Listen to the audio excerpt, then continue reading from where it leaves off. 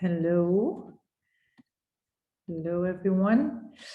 Good evening and welcome. Wait, let's see if everyone's already there. Let's see. I see people coming in. All right, let's see if there's somebody else in the waiting room. All right. Yeah, I think we are more or less good to go. Okay. So hello and welcome everybody. Welcome on the first live event organized by Beige. As you might know, we started Beige about 6 months ago as an experimental platform for contemporary art, for exhibitions, and also for content. But yeah, and then we had the first show called I Love Today, Can't Wait for Tomorrow, with 4 artists, of which Meggy Rustamova was part. But because we had to terminate the show earlier because we had a lockdown, I'm sure not everyone was able to see the show in person. So I came up with the idea of organizing for artist documentaries. So it's the artist who will go through the show and tell you about works in his or her own words, which I think is also a very nice way to explore the show. For tonight, what we will do is first I will give a short introduction into the work of Meggy Rustamova, because in the show there's just 2 pieces. The pieces behind me, and then 1 film. So if you're not familiar with the work, sometimes it's not so easy to place the work or the oeuvre within a context. So that's why I would like to give you an introduction so that you get more content and an insight in the work of Meggy. So I will give an introduction, I think will be around 15 minutes. Then we will launch the film screening, so the documentary in which Meggy will take you through her show. We will also see her studio because it's filmed in her studio. And then as the third part, we'd be happy to take your questions. So Meggy's here, I'm here. Afterwards, we will reappear on the screen, and we'll be happy to take your questions. Let's go. I would like. Here we start. This pieces that Meggy Rustamova made when she was still a student. How to explain pictures to a dead fish in 2009. In her final year, she organized a performance in the Museum of Fine Art, where she walked in the museum holding a dead fish, and she has the silver leaf mask in a kind of resemblance to the performance that Joseph Beuys did in the 60s. It's also a way to try and understand art and see how art can be described, depicted, what are the rules of artworks. So here we have Joseph Beuys. Then a performance that Meggy Rustamova also did when she was still a student is how to teach a plant the Georgian alphabet. So Meggy, she was born in Georgia, but then from the age of 8, she started to move around Europe. And slightly as she was along the way learning new languages, the Georgian language kind of like went to and faded in the background. So in order to reteach herself, she did this performance where she teaches the plants the Georgian alphabets. And of course, there's a link with the famous work of John Balasari, Teaching a Plant the Alphabet, kind of, holds this absurdity as well, and also this conceptual link that we see in Meggy's work. But then if one would think that Meggy is actually a performance artist, she likes to call them wrong, because like most artists, I mean, they don't like to be pigeonholed. So Meggy started to produce photographic works. And upon looking at this photograph, one could think it's part of a performance. It's part of a performance, but it's not. It's just a photograph that she made, and she took like this. So it's kind of also questioning the boundaries of what's a performance, what's a photograph. All performances are very timely and very ephemeral. They require an audience. Once it's done, the performance is done. And what we have, or what we look at, what we often confuse it with actual performance, is the documentation of that performance. Like if we think about the performances of Abramovich, you feel like you were part of it, but I think there's very few of us who actually witnessed an actual performance of her. So is this thin line between performance and the documentation of art and the status of what is an artwork. Another work, Dislocation, is also photographic work, Search in Depth. It's actually the full title, I should say. Shows Meggy with her head in flowers, in a pot of flowers, without pot actually, which also symbolizes this idea of migration and changing from place to place. So as these flowers are probably also grown somewhere on the other side of the world and then shipped here to a shop where they get put in a pot, and then somebody buys it, takes it home, takes it out of the pot again, plants it again. So it's this whole game of being uprooted and what it means to each time grow these roots again. Then in this installation, Meggy takes it a step further. It's a photographic sound installation. So as we already alluded to language and linguistics being so important in her work, this becomes more and more apparent as we go through her work.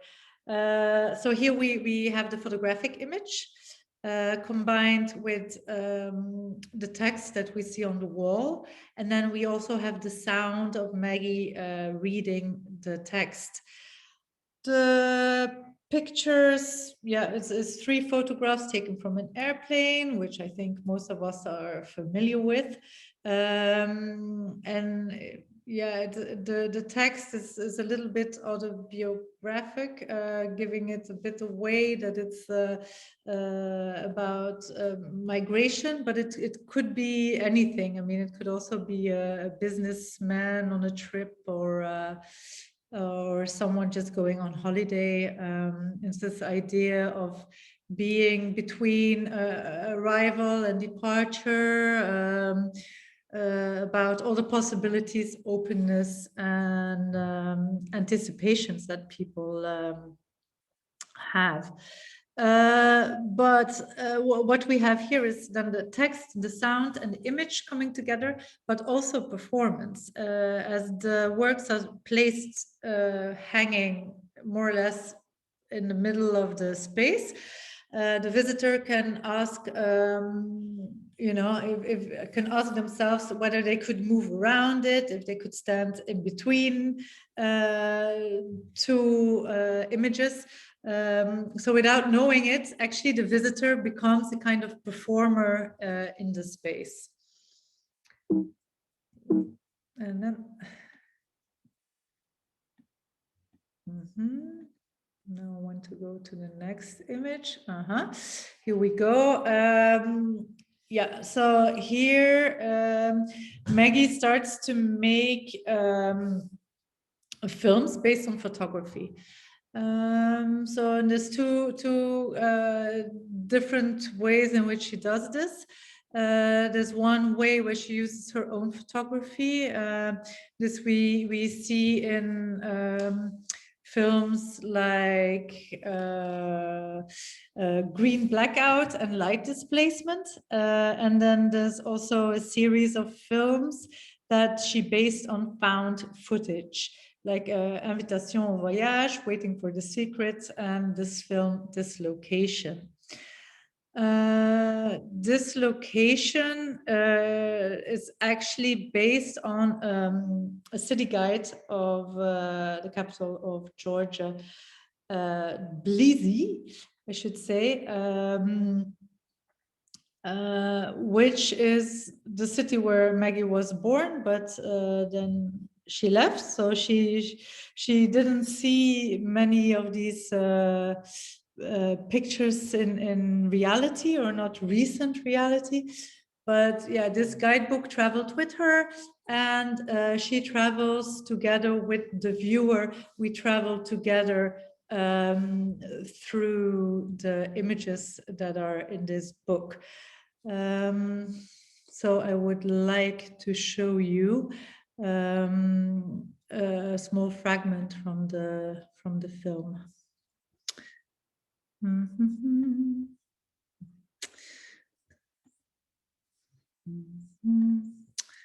Just get, here we go.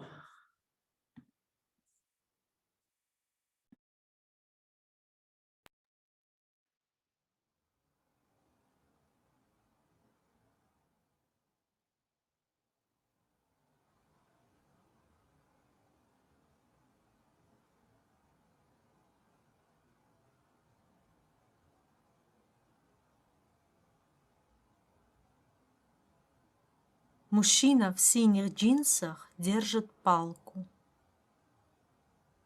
Он стоит около ребенка.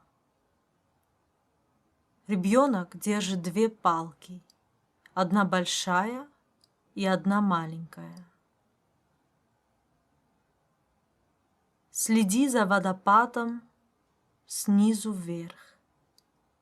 Видишь ли ты человека на мосту? Это я.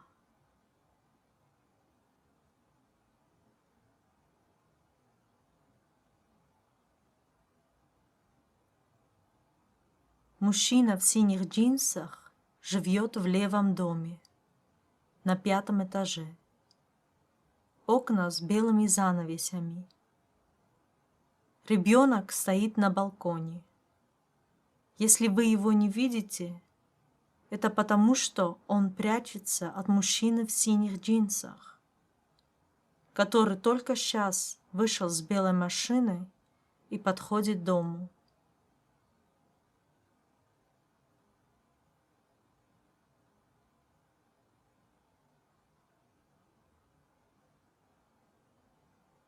Александр и Елена всегда вместе играют. Александр на год старше Елены, но она доминирует. Они вообще играют на улице. Иногда они играют с другими детьми, но они предпочитают играть вдвоем.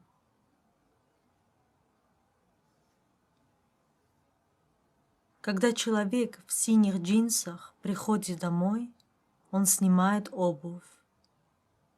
Ребенок дает ему тапочки. Дом его уютный, оформлен в теплых натуральных тонах. Человек в синих джинсах имеет большую коллекцию картин. Эта картина висит в гостиной. Она называется «Nature morte», «Grande Nature morte». И эта картина тоже висит в гостиной. Она называется «Пейзаж».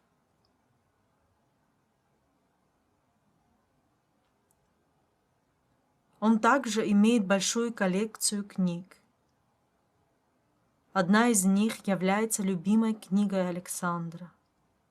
Это книга с цветными картинками. Александр не удержался и нарисовал на картине, где дети играют на снегу. Картина напоминает Брюгеля. Ребенок почувствовал себя играющим в снегу вместе с детьми и нарисовал лицо.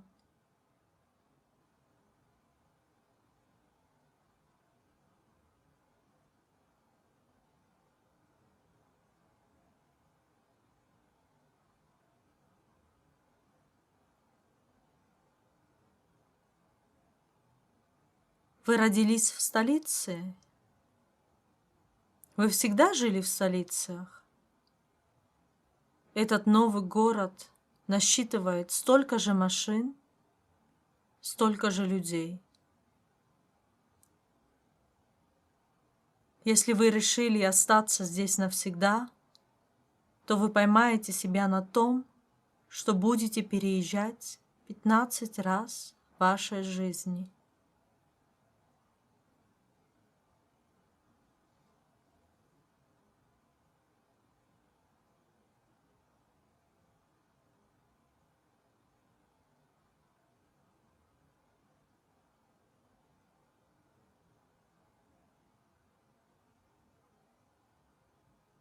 Скульптура женщины, 20 метров высоты.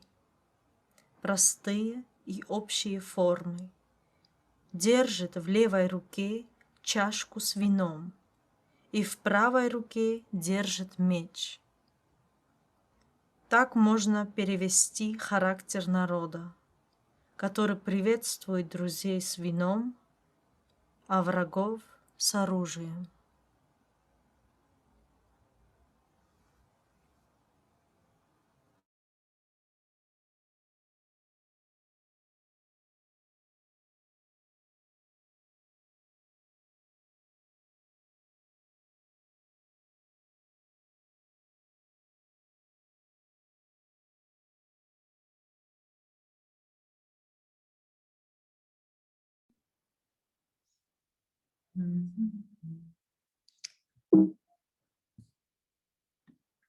So this was a part of the film. Again, too. And then a last film I would like to draw your attention to is Mom. This is my Syrian mother that Meggy Rustamova made together with her mom. So actually she was preparing to make a double portrait of her and her mother. But the camera was already rolling before they actually were going to start the film. So basically what we see here is a mother and daughter discussing how they will be in the frame or how they will be filmed. So one could also see it as a kind of meta film on film. It shows you how film is being made and how it's constructed. And now, 10 years later, Meggy Rustamova made a new film with her mom called Babel about her Assyrian disappearing language, which I think would be nice for you if you could hear the artist in her own words. So I will now conclude the introduction. So stop the sharing, and let's go to the documentary that was put together by Pieter Geenen. Takes about a little more than 10 minutes. So please enjoy the film, Meggy in her own words, in her studio, and also some images of Beige. And afterwards, we come back and be happy to take your questions. Please enjoy the launch of our first documentary.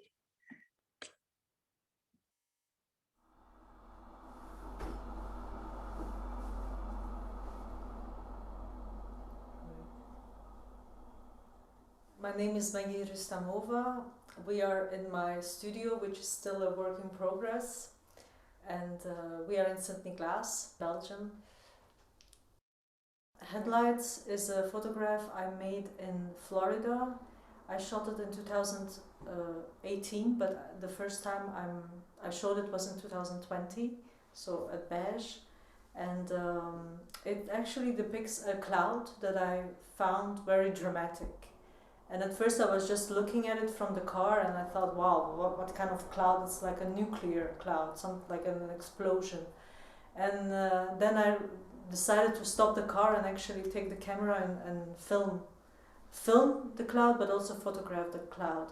And it's only afterwards that I saw that there are actually headlights from another car in the blackness of the picture. So, and I found this as if the photograph has eyes, as if it's like a panther or a cat in the night and you only see the eyes. What's really striking in this picture is the horizon actually, and it's really towards like a very the blackness of a night, or just like the night coming into the day, and then we still have the sky and this dramatic cloud, which could be even like a nuclear or maybe even a forest fire or something. And this is also one of the images that will be probably starting my new film. I can't say too much about it yet because I'm still editing, but the film is also called Horizon, and it will be by the end of the year, it will be finished.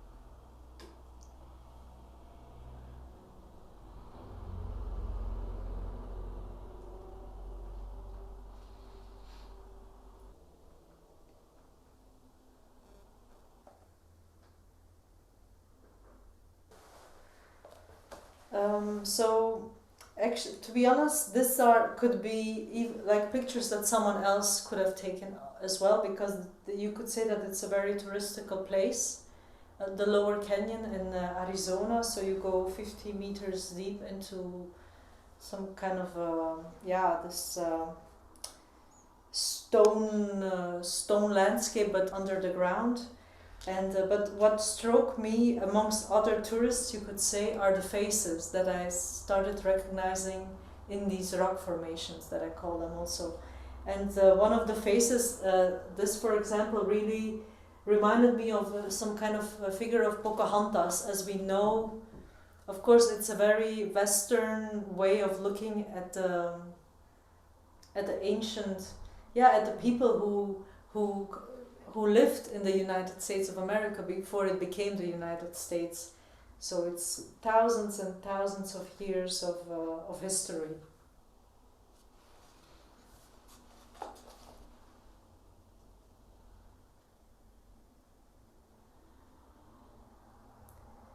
As humans, we often try to recognize figures in clouds. We rarely recognize the same figures as our fellow human beings.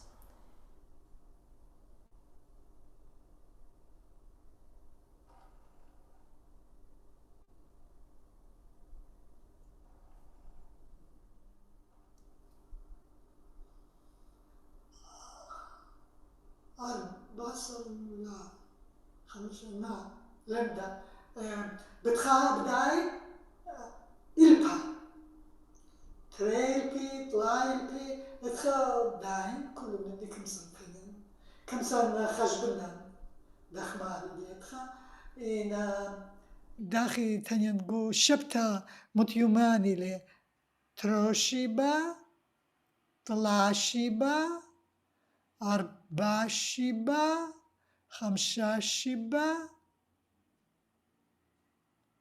شتيشبا إيتي تخلمدا شتيشبا الحين يوماني لمدا Babel is a film that I made with my mother. I invited her to tell me all the words she remembers in Assyrian, which is her native language, and which at the same time is a language that is disappearing from generation to generation. People forget the language and it's less spoken, and then you have all the other languages that come in between from the countries where the Assyrians live. So somehow the children, the heritage is really is going down, and you could almost say it's not a dead language, but it could become a dead language in maybe 50 years. Babel is referring to Babylon and also the Babylonical confusion of languages, and of course, where was Babylon or Babel? It was in Assyria, in the Neo Mesopotamia, so that was like one of the biggest cities, and because it's Assyrian, those people are coming from there. So the land between the Euphrates and the Tigris was the land of the Assyrians.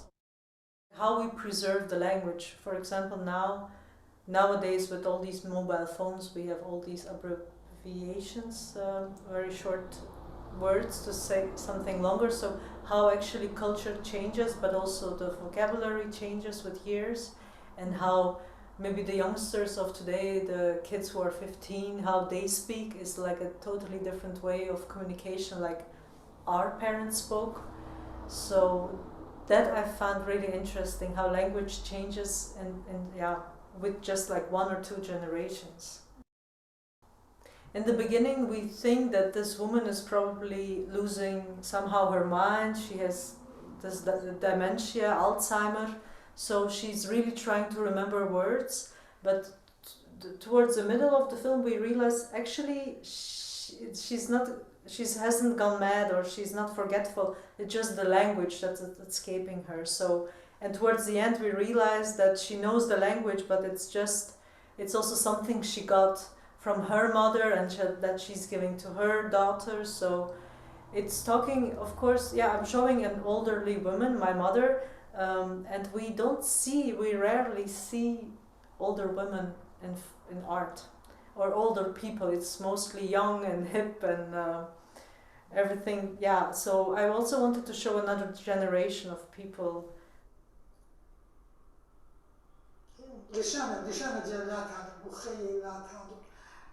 يمرو بس ما الشغل ولا بدري خان بس دات هدوي كدانا بمخيلة مدري مو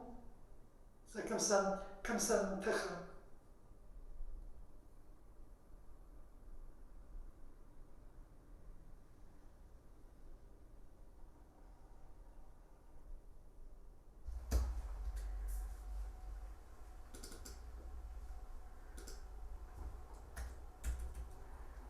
И по дороге он увидит эту статую молодого человека, стоящую в состоянии контрапосту, держа в руке книгу. Он понимает, что присесть каменевший, ему не удается действовать. Сильный, харизматичный мужчина, борящийся с миром, который сам создал.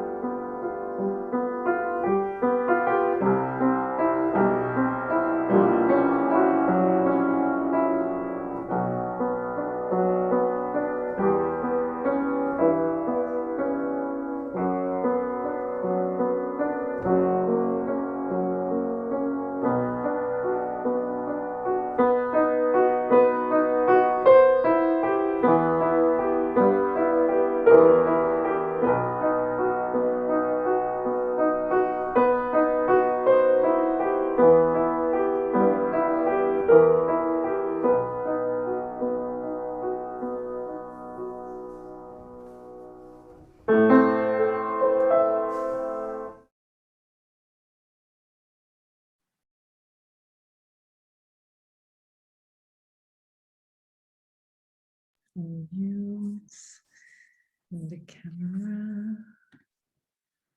Okay. Hi, everybody. Who's brave enough to turn on their cameras? I don't know if anyone has a question for Maggie or for me. Hey, two familiar faces. Another.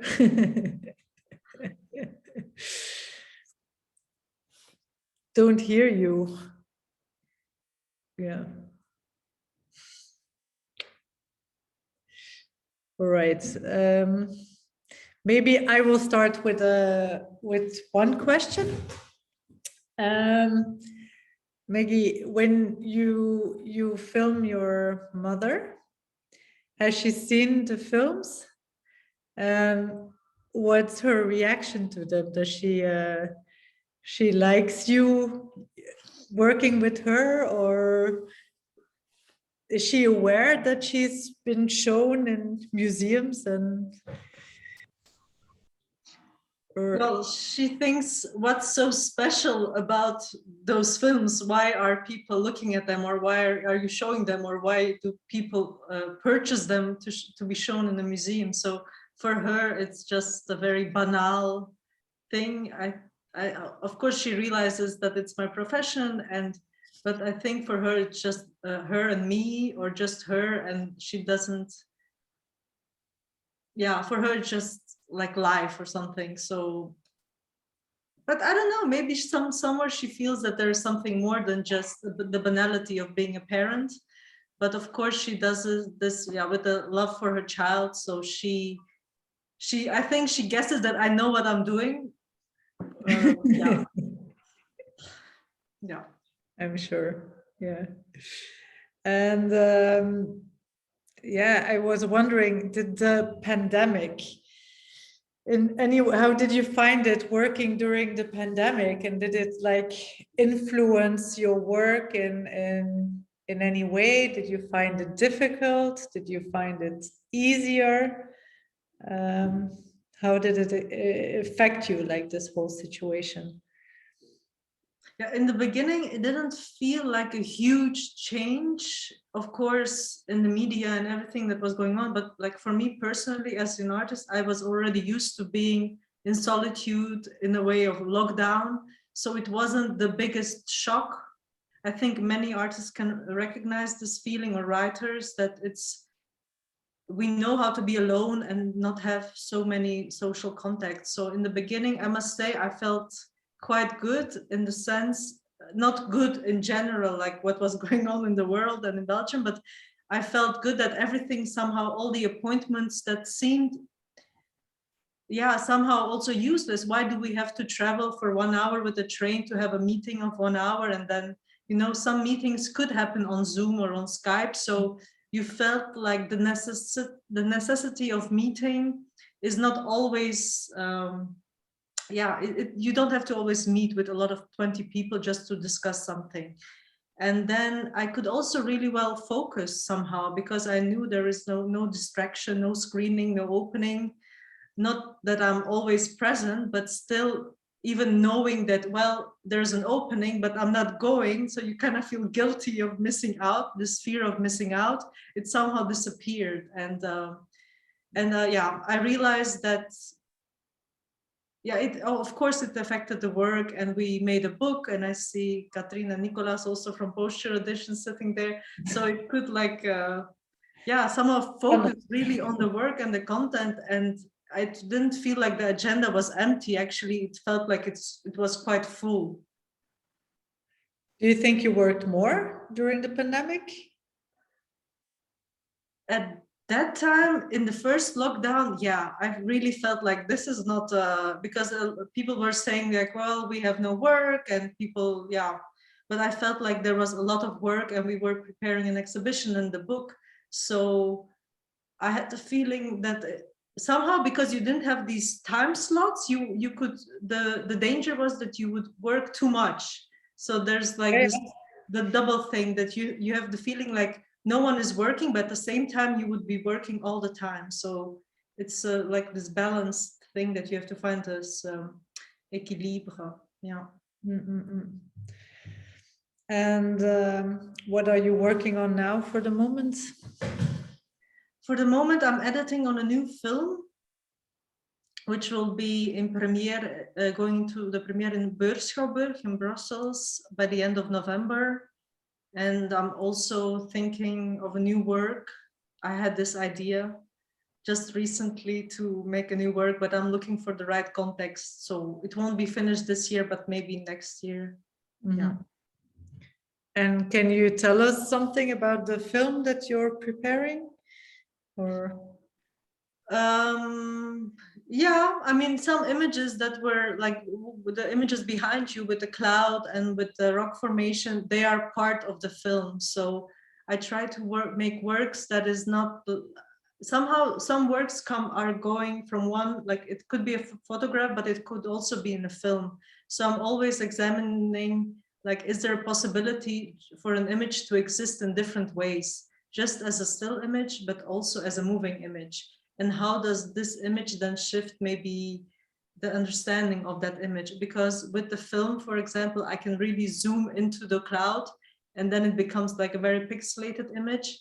But then with the photograph, you always see it as a whole. You rarely would really go into the image. So it's a different approach of working with the materiality of the images. Does this also like mean when you speak about different materialities, does that also influence the medium that you use or like the outcome or whatever of the work? You know what? Yeah. I somehow I don't want to use always the same media. It depends on the work, to be honest, the media I choose. If it's a performance, or sometimes a performance can be very photographical because it's a performance about photography, like a performance I did in Istanbul, and or a film with both. So this new film will be both with photography, still images, but also moving images that I shot. So it's a new step. It's a combination of both. And I somehow don't want to fall into repetition. I think it's a very dangerous thing as an artist that you try to repeat yourself. If you've done like a thing or two and you think, well, that's a nice effect. It works. I can manage and manipulate this thing. So it's always a danger because then you just repeat yourself. And I somehow need this excitement of always reinventing the wheel or the warm water, even though if it's just like a feeling for my own. So it's always a challenge to go a step further than, yeah. Right, thank you. Don't know if for the moment if somebody else has a question.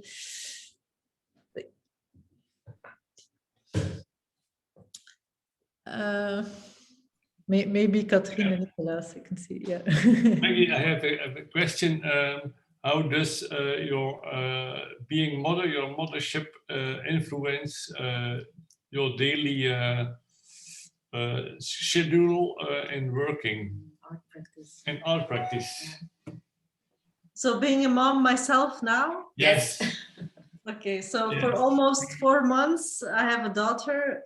Yeah, to be honest, it's a very intense period in the beginning. Let's say the 2 first months. Of course, you have this official 3 months mother leave. I wouldn't call leave or like a moederschapsrust. I think most people understand Dutch. It's not rust. It's really hard work. But now it's hard to concentrate. I don't have like 8 hours a day or 24 hours a day to concentrate. So really, I have to really be focused. And now sometimes I think, okay, while walking together in the sunshine, I can still think about my film. I can still listen to a podcast about art.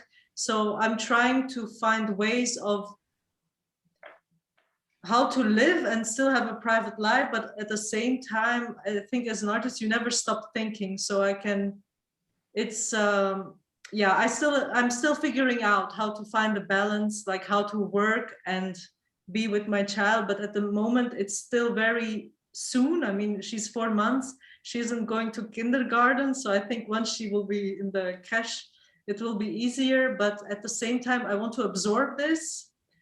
It's such a new experience in life. And I don't know how it will affect like my art making, but I think it will be only make me like a richer person and also more aware. And I must say, it's really fascinating to watch like a child and see how intelligent the instinct of a human being is, because we don't remember how we were as a child. But seeing someone like from zero to somehow discovering the world, in the beginning not seeing anything, but then somehow seeing movement and following you like from left to right, it's just, it can be like a huge inspiration. So I think in that sense, because my work is a lot about the human behavior, I think it will definitely affect me, which doesn't mean that I will film her, because I don't know, because I mean, she didn't give me permission or something. So but it's about this human development, which I find really super interesting. So yeah, good question. Yeah. No, I've heard from some artists who had children that they became more effective because of the children, because you only know, like, you have your limits. So it's not that you can do it all, do it later tonight or whatever. It's like, you know, like you have this limited time frame in which you can work, and then you have to be super focused and organized. So Meggy, I will keep that, yeah, take a note. Yeah. All right. Are you prepared already that your daughter also can make a film with you after 20 Later. years? Yes. Could be, eh? Well, let's see. Who knows? Who knows? You can remind her in 18 years. Yes, I You can will say, do it. well, Yes.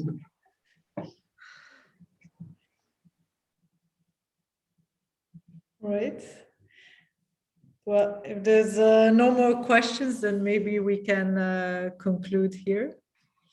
So thank you very much for watching our first documentary. We're very proud and happy that it all went very smoothly. And we'd like to see you again on one of the upcoming events. All right. Take care. Bye. thank you. Bye. Bye. Bye.